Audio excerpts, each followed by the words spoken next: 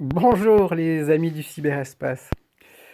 J'avais envie de parler de mon chamanisme, enfin de ce chamanisme que je cherche depuis des décennies.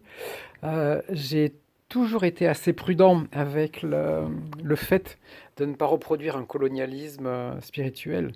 Je sais la violence que ça peut être pour certains membres des peuples premiers, des peuples racines, que de leur voler. Alors certains nous offrent leur savoir volontiers, le partagent, mais pour d'autres c'est une grande violence. L'histoire fait que ça peut être très douloureux. Et pour moi j'ai toujours cherché à explorer ce qui pouvait être le chamanisme d'ici, mon héritage chaman. De toute façon, j'ai pas eu le choix, ça a commencé très tôt. Cet appel, puisque c'est un appel, les religions ont le droit de dire qu'ils ont eu l'appel de Jésus, de Dieu. Moi, je suis obligé de dire que j'ai eu cet appel très tôt. Euh, et cet appel me poussait sans cesse à chercher autre chose que ce que je voyais chez les Mongols, chez les Amérindiens, chez les Australiens, en Afrique. Quelque chose d'autre m'appelait sans cesse. Et j'ai cherché des années, des années. J'ai reçu des initiations. J'ai jamais été seul, même si mon chamanisme et mes initiations n'ont pas connu de maître. C'était une voie solitaire.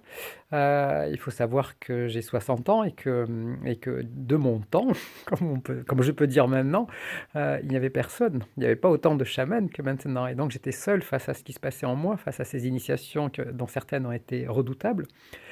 Mais je n'étais pas seul. J'étais accompagné par des forces subtiles. Alors certains vont dire il est taré, il est complètement taré. Pensez-le si vous voulez. Je suis complètement taré, mais finalement je suis bien dans ce monde. En tant que passeur entre ce monde moderne et ce monde très archaïque. Et petit à petit, voilà, j'ai retrouvé ces racines, enfin ce qui est pour moi mon chamanisme, hein. Il faut savoir que le chamanisme prend une multitude de formes selon les cultures et les temps qu'il traverse. Et voilà, donc c'est cette quête de racines et c'était là au cœur de moi, dans mes cellules. Et surtout, il y avait ces aides externes qui ont petit à petit poussé jusqu'à ce que je saisisse, vois, comprenne et qui continuent à m'accompagner. Je parlerai un peu plus profondément des esprits. Que sont les esprits? Ah, vaste question. Voilà, je fais ces petites pastilles courtes qui sont beaucoup plus faciles de nos temps que la lecture.